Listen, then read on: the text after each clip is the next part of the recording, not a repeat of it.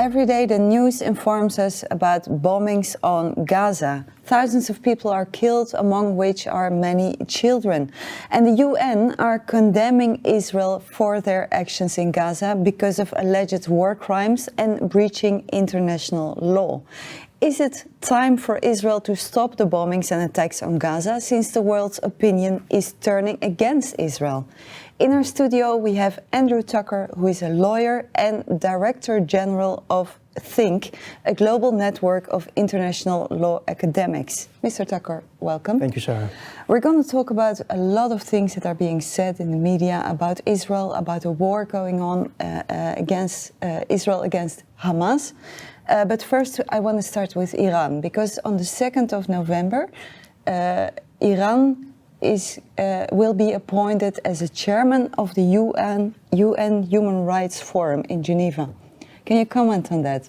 Yeah, this is quite bizarre, Sarah. Iran has been appointed the chair, I think, of the Social Forum in the Human Rights Council. Mm-hmm. Iran is perhaps the most radical regime that we have in the world that is opposed to human rights and certainly Western values. It is an Islamist revolutionary regime, and through its revolutionary guard, the IRGC, Iran is creating turmoil in many other countries around the world. It has a network and proxies which are active throughout the Middle East. It's conducting hostilities, assassinations and murders in other countries. And I think most concerningly, for the topic we're talking about today, Iran is the main sponsor of Hamas. Hamas is a proxy. Hamas is a daughter of the Muslim Brotherhood, a Sunni organization, but is also a proxy of the Shiite Islamist regime in Tehran. So you say they are very much connected. Iran is connected to what's happening in the Gaza Completely Strip right connected. now. We know that they're financing and sponsoring Hamas. They've been doing it for years together with Qatar. Turkey has also been a supporter of Hamas. Hamas has been a regime that has had power in the Gaza Strip. It's not also only in the Gaza Strip, by the way. They're also active in the West Bank and elsewhere. Hamas is financed by Iran for decades, certainly since 2007. Iran has been pouring money and resources and technology and training into Hamas to train it for the wars that we are now seeing, and particularly the conflict that we now have. So I see Iran as responsible for the war that we have in Gaza. Yeah, and you say it's important to know this, that Iran is behind the conflict between Gaza and Israel. Why is it important to keep that in mind? Because we're seeing in the media a framing of the conflict which I think is totally distorted. We have, it's like the media is now focusing on Israel. What is Israel doing? We see babies being killed in the Gaza Strip, and we draw a conclusion that Israel is ethnically cleansing the people of Gaza. This is not what is happening. There is a war going on. Israel, acting in self-defense, is taking measures to destroy Hamas. We'll get back to this question of self-defense, but Israel is responding to an aggressive regime, and that is not only Hamas, but it is Hamas that is sent and sponsored, as I say, by these other regimes. So it is a regional conflict. Still, you say Israel is being accused of ethnic cleansing in the Gaza Strip, killing civilians, killing children, and also practicing a collective punishment against the population of Gaza. Okay, so let's see, there are hundreds, perhaps thousands of Gazans who are being killed by this operation that Israel has launched since the 7th of October. Let's not forget that Israel is responding to an act of aggression. Again, I want to emphasize Hamas is acting totally illegally under international law. In two respects, it's bombing Israel daily, right? Indiscriminately sending missiles into Israeli territory that are killing civilians or threatening to kill civilians. And it is using its own citizens as human shields in the Gaza Strip. So we have a terrorist organization that is blatantly disregarding international law and threatening the existence of Israel. I can't emphasize that enough, that this regime, it's not just about the 7th of October, these horrific killings and rapings and murders and beheadings of people, which indescribable. This is just the tip of the iceberg. It's the little bit that we see of what is a huge iceberg under the water, and that is a group of countries and regimes which are determined to destroy the Jewish state of Israel. So Israel's actions are directed against Hamas and these regimes, not against the people of Gaza. Right, but still, many people, and not the least people, the Secretary General of the UN, very many politicians, media worldwide, they are saying that Israel is attacking Gaza under the banner of self-defense, but does it have the right to do it on such a large scale? So many bombings, so many people who suffer under these bombings. So does Israel have the legal right to do so? Okay, so there are two questions really here. Does Israel have the right to self-defense? And then secondly, what proportion? That's right. And the principle of proportionality applies in both contexts. The right to act in self-defense must be proportional. So Israel's reaction must be proportionate to the threat that is being presented to it. That means Israel, because Hamas is an existential threat, has the right to go into Gaza to take out the operational and strategic military capabilities of Hamas. That's point one. Secondly, once it's in the conflict situation, international law says you have to act within certain guidelines and restraints. Which are? Can you there's mention? necessity, there's distinction and proportionality are the three main principles. So every action, and it depends on each action that Israel takes, must satisfy those requirements, must be necessary. It may not be indiscriminately applied to civilians. You have to target military targets only. Right. And thirdly, the specific targeting must not be cause excessive civilian casualties in comparison to the military goal that is being sought to be achieved. So you can't look at the whole thing and say, well, the fact that 5,000 people have been killed compared with 1,300 Israelis is disproportionate. No, it has nothing to do with the numbers. It has to do with a very reasoned and strict regime. And Israel, for every action, every missile, every soldier that goes into Gazan territory has behind him a series of decisions that are made, including by international lawyers in Israel. So they're assessing every act and making sure that they act within the principle of proportionality, necessity, and distinction. What about international humanitarian law? Because whoever is right, there is 2 million Gazans suffering right now under what's happening, all the constant bombings. Okay, so again, international. The question is who is responsible for the people of Gaza? This is not occupied territory. This is an important point under international law. A lot of people argue it's occupied territory, even illegally occupied. Therefore, Israel is responsible for the people. It's not true.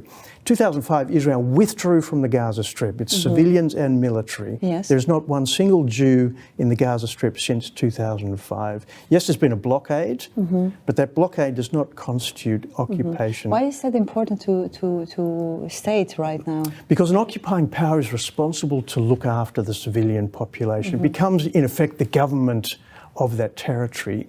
Israel is not the government of the Gaza Strip. That is Hamas. They elected, the people of Gaza have elected Hamas, and that is the de facto government in the Gaza Strip. That means that Hamas is responsible for its people, not the UN, not Israel, but Hamas. And we've created, Israel through best intentions has been helping the people of Gaza in many ways over the last decades. Electricity, water, infrastructure, technology, all kinds of things. But it's not its legal responsibility.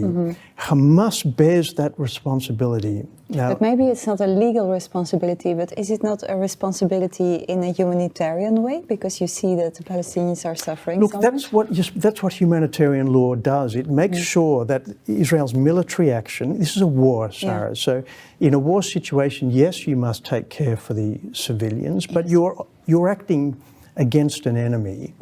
So Israel has the right to take out that enemy, provided it doesn't cause excessive civilian Now, the problem is that Hamas is using its civilians as human shields. It's built tunnels under the Gaza Strip. We believe more than 500 kilometres of tunnels. Whole network. It's a city underneath Gaza. To protect the Hamas terrorists, they're not allowing civilians in there. So the civilians are kept in the houses under which they've put their military installations. To get to those military installations, Israel needs to use force, so aerial force, but also soldiers coming in. And it's a very targeted approach. Now, Israel will definitely make mistakes. There will be actions taken which cause excessive civilian loss of life. Casualties, yeah. That's what happens in a war situation. But the question is, what is the intention of every action? And Israel, as I say, is making sure that every action it takes complies with international humanitarian law. Yeah.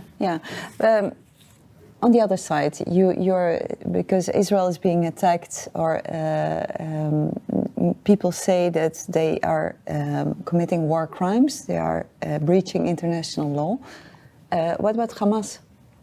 Because, as I say, Hamas is breaching fundamentally international humanitarian law, international criminal law on a daily basis. Over 8,000 missiles have been fired into Israel to date, and every day they're being fired. Yeah. And I think most problematic is its misuse of the civilians in Gaza by using them as human shields. This is a very, very serious war crime. I'll read from an academic recently who wrote that deliberately firing rockets into Israeli civilian areas and placing military assets amid Palestinian civilian populations always represents a perfidious crime of war. Okay, so we're dealing with an entity that has no regard whatsoever for international law. And yet Israel regards itself as being subject to international law. This is an asymmetric conflict. Yeah. And Hamas is deliberately using this information warfare to create images of Palestinian children being killed in order to place pressure on Israel in the international community. It's a deliberate strategy. So you say that media in Gaza is actually being used as deliberately as a means of war against Israel. It is a known strategy of Hamas and other organizations, and it's a dilemma for Israel. The alternative would be to stop, call a ceasefire, and maybe a humanitarian ceasefire for a period. But the problem is every moment that Israel is not taking action, Hamas is arming itself more to take more proceedings. Yeah. But still, you are saying that Hamas is committing war crimes, but the United Nations have not yet condemned the actions of Hamas. How come? You know, a lot of people have the view that Hamas is a legitimate organization that is seeking to free the people of Gaza from the illegal occupation. Israel is an illegal occupier. Hamas is representing the legitimate interests of the people of Gaza. And I think that view underlines a great number of UN member states. It's a narrative which is being used to undermine Israel. And therefore, I think that they don't want to condemn Hamas.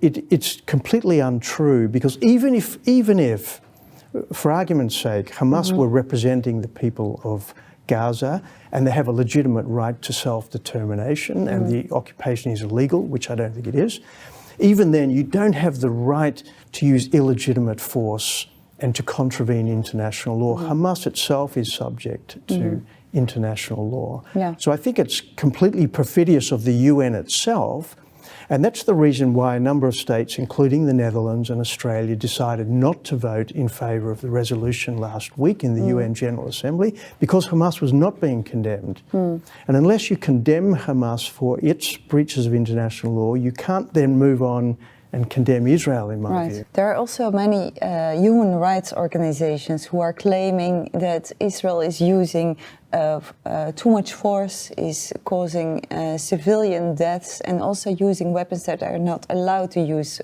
such as, for example, white phosphor. So my question is, what do you think of these allegations, and how is this war going to continue? Look, it's going to be a long war, Sarah. Israel has already indicated that. You can't take out Hamas overnight.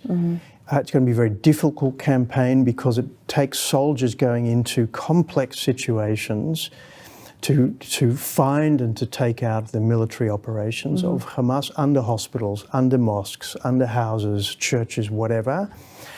So this will take a long time. Secondly, it will be very messy. Now, human rights organisations can make claims and allegations, that's fine, but at the end of the day, Israel is not subject to the condemnation of human rights organisations. It must comply with international law, and there are organisations, institutions, tribunals which have the responsibility to test that. One is the International Criminal Court, and we trust that the prosecutor of the criminal court, which claims to have jurisdiction over this situation, will take a balanced and a fair and a reasonable approach to this. What do you expect from that? Because that's already also going on for a few years, that the International Criminal Court is building a case. What is going to come out? Look, what I'm afraid of is that the court will be presented with biased information. Israel is presented with something of a dilemma. It doesn't want to cooperate with the court because it doesn't consider the court has jurisdiction. This is about the Rome Statute, International Criminal Law. Israel is not a party to the Rome Statute, doesn't believe Palestine's a state. Nevertheless, the court is going to look at these, so Israel will have to ask itself, will it provide information to the court? If it doesn't, then will the court be presented with fair information? And as I say, we know that Hamas and those around them are deliberately creating biased information. I'm a little concerned considering the recent press conference of the prosecutor of the court, that there won't be that balance that we're looking for. No. And I think we need to call on the prosecutor and the court to make sure that it is strictly that it's not going to subject Israel to a greater burden of proof than it applies to Hamas and the operatives around Hamas. Yeah, like a double standard. Exactly. Yeah. So, final question, because there is also, I know that in the Netherlands there is an initiative of Dutch lawyers who are signing a petition against Israel to accuse them of war crimes, of genocide. There is also many other lawyers, such as yourself, that are protecting Israel in a legal way.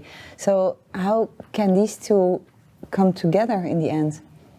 What deeply concerns me about these kinds of things are two things. One is that the narrative or the paradigm that leads people like this, and I think people don't understand the history. The claim is made that Israel is some kind of illegitimate state that since its creation in 1948 has been oppressing the Palestinians. Now, in my view, that's absolutely false. The Palestinians could well have had a state of their own in many occasions since then. They refused it in 47, 48, in other occasions. Secondly, Israel is, as a Jewish state, is perfectly legitimate in the Middle East, which tens and tens of Islamic states. The Jewish people are entitled to a homeland and a state of their own. So Israel is perfectly legitimate and therefore has a right to exist and to defend itself.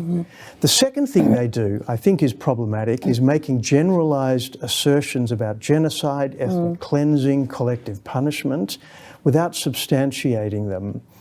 And I think that we have to emphasise that what Israel is doing is not directed at the people of Gaza.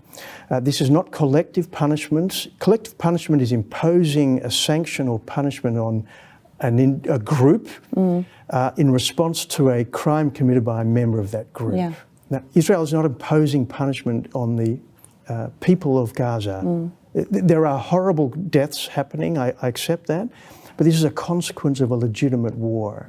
It's also not ethnic cleansing. Israel called for the Palestinians of Gaza to move to the south to protect them, to get them out of the way. Yeah. You can't call that ethnic cleansing. If Israel wanted to ethnically cleanse the Palestinians, they would have done it long ago. The Palestinians have grown in number over the years. They have rights. They've been given certain rights. It's not perfect, but they're in a process of negotiating their self-determination. So Israel here is targeting Hamas, not the civilians of Gaza. And that's good to keep in mind, of course. So it will stay a very, very complicated issue, but thank you for clarifying a little bit. Andrew Tucker, you, Director Sarah. General of Thinc. And thank you for watching this broadcast of Christians for Israel International.